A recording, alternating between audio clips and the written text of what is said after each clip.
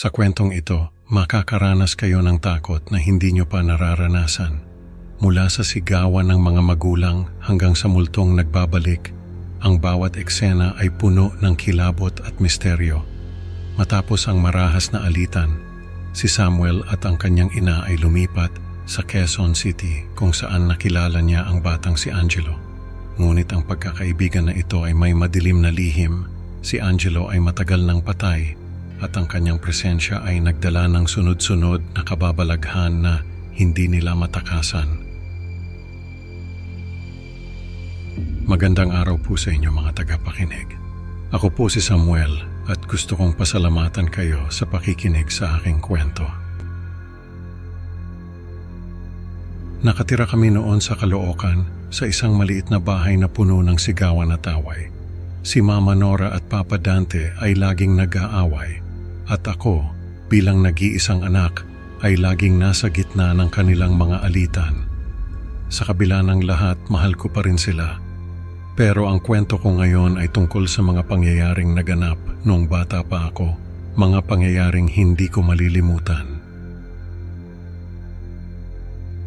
Isang gabi, narinig ko na naman ang sigawan ni na Mama Nora at Papa Dante. Nagkulong ako sa kwarto, pilit na tinatakpan ang aking mga tainga, ngunit naririnig ko pa rin ang kanilang mga boses.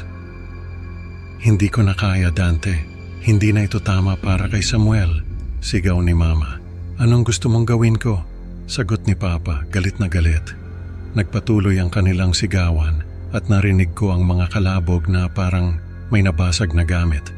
Lalo akong natakot at nagkulong sa ilalim ng kumot. Matapos ang marahas na insidente, nagdesisyon si Mama na iwan si Papa. Dinala niya ako sa Quezon City sa isang pansamantalang tirahan. Hindi ko alam na mas nakakatakot pa ang mangyayari. Sa Quezon City, nakilala ko si Angelo. Isang batang hindi nakakapinsala ang anyo. Naging malapit kami agad, parang matagal na kaming magkaibigan. Isang araw, habang naglalaro kami ni Angelo sa bakuran, napansin ko na ako lamang ang nakakakita at nakakausap sa kanya. Bakit hindi ka nila pinapansin? Tanong ko sa kanya. Ngumiti lamang siya at hindi sumagot. Sinubukan kong ipakita si Angelo sa mga bagong kaibigan ko. Ngunit parang wala silang nakikita. Sino yan? Tanong ni Lexi. Wala. Sagot ko na lang, nagtataka. Sa aming bagong tirahan, nakipagkaibigan din ako kina Lexi, Edmar, at Bella. Isang hapon habang nagkukwentuhan kami, ikinuwento ni Lexi na si Angelo ay namatay sa isang sunog sa Quezon City. Ano? Paano nangyari yon? Tanong ko, nanginginig ang boses. Matagal na yon, Samuel. Hindi mo ba alam? Sabi ni Lexi. Natakot ako sa aking nalaman at nagsimulang magduda kay Angelo. Simula noon, iniiwasan ko na ang hagdanan kung saan madalas kong makita si Angelo. Isang gabi, isang peking alarma ng sunog ang umalingaw-ngaw sa buong tirahan. Nagising kaming lahat, nagmamadaling lumabas ng kwarto. Habang nagmamadali kaming lumabas, narinig ko ang mga kapitbahay na nagtatanong kung ano ang nangyayari. May sunog ba? Tanong ng isa. Wala naman akong naamoy na usok. Sagot ng isa pa. Samuel, bilisan mo. Sigaw ni Mama habang hinahatak ako palabas. Sa gitna ng kaguluhan, nakita ko si Angelo na nakatayo sa itaas ng hagdanan, naghihintay sa akin. Tumigil ako sa pagtakbo, natulala sa takot. Ano ba talaga ang gusto mo, Angelo? Bulong ko sa sarili ko. Ngunit hindi siya sumagot, tinitigan lang niya ako ng malamlam. Hindi ko na alam kung paano ko tatapusin ang takot na iyon.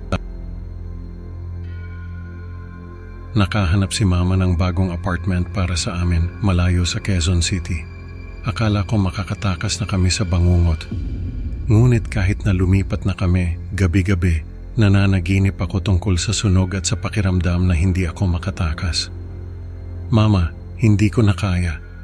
Lagi ko siyang naririnig. Sabi ko isang gabi habang umiiyak. Si Angelo, tinatawag niya ako pabalik.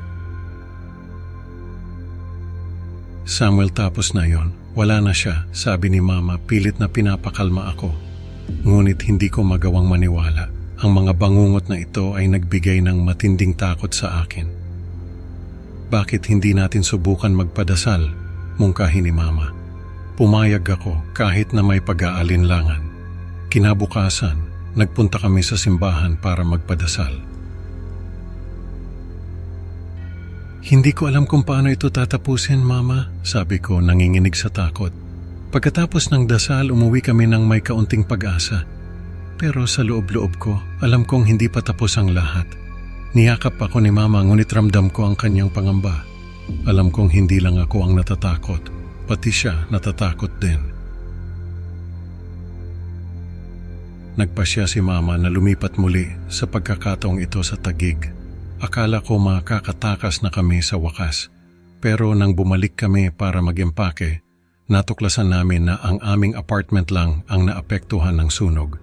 Itim na itim ang mga pader at ang amoy ng nasunog na kahoy ay sumisingaw sa hangin. Mama, bakit ganito? Tanong ko nanginginig. Bakit tayo lang ang naapektuhan? Samuel, hindi ko alam, pero kailangan nating umalis agad. Tugon ni Mama, halatang natataranta. Habang nag-eempake, naririnig ko ang mga kapitbahay na nag-uusap tungkol sa sunog. Parang may multo, sabi ng isa. Sila lang ang naapektuhan, sagot ng isa pa. Bumalik ang takot ko. Hindi pa pala tapos ang aming bangungot. Alam kong hindi kami ligtas kahit saan kami magpunta.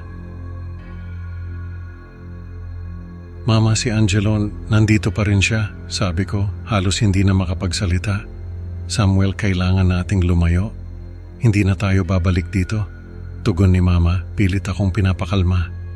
Pero alam ko, hindi pa rin kami ligtas.